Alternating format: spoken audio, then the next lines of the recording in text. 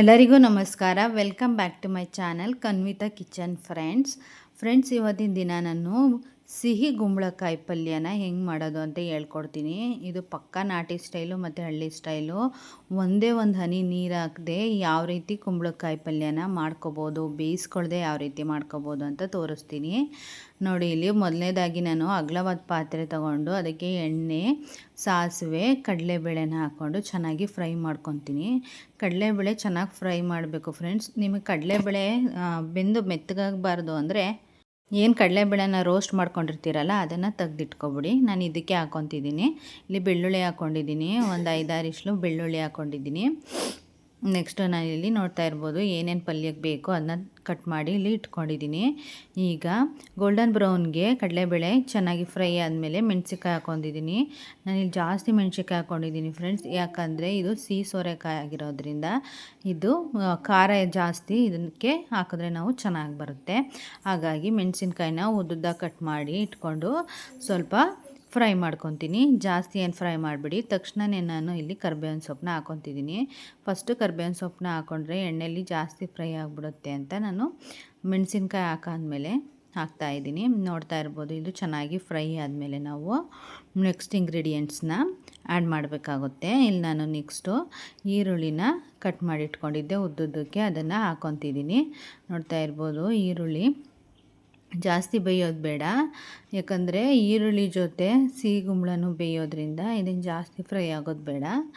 ಅರ್ಧ ಫ್ರೈ ಆಗ್ತಿದ್ದಂಗೆ ಕುಂಬಳಕಾಯಿನ ಹಾಕ್ಬೋದು. ನೋಡ್ತಾ ಇರ್ಬೋದು, ಇಲ್ಲಿ ನಾನು ಚೆನ್ನಾಗೊಂದು ಒಳ್ಳೆ ಮಿಕ್ಸ್ ಕೊಡ್ತಾಯಿದ್ದೀನಿ.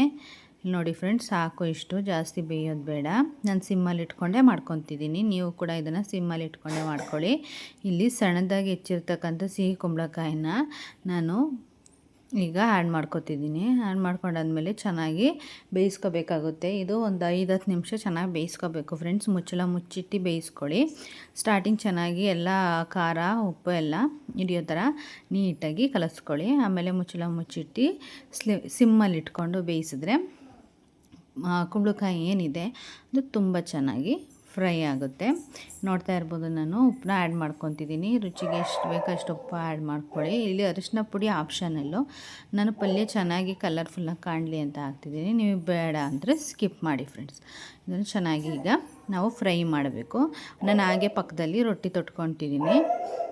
ನೋಡ್ತಾ ಇರ್ಬೋದು ಇಲ್ಲಿ ಯಾವ ರೀತಿ ರೊಟ್ಟಿ ತೊಟ್ತಿದ್ದೀನಿ ಅಂತ. ಪ್ಲಾಸ್ಟಿಕ್ ಕವರಿಗೆ ರೊಟ್ಟಿ ಹಿಟ್ಟು ಹಾಕ್ಬಿಟ್ಟು ಒಂದು ತಟ್ಟೆ ಇಟ್ಟು ಪ್ರೆಸ್ ಮಾಡ್ತಿದ್ದೀನಿ. ಪ್ರೆಸ್ ಮಾಡಿದ ತಕ್ಷಣ ನೀವು ನೋಡ್ತಾ ಇರ್ಬೋದು, ಸುತ್ತ ಪ್ರೆಸ್ ಮಾಡಿದ್ರೆ ನಿಮಗೆ ಅಗಲವಾದ ರೊಟ್ಟಿ ಬರುತ್ತೆ. ನೀವು ಹೀಗೆ ಕೂಡ ಹಾಕೋಬೋದು.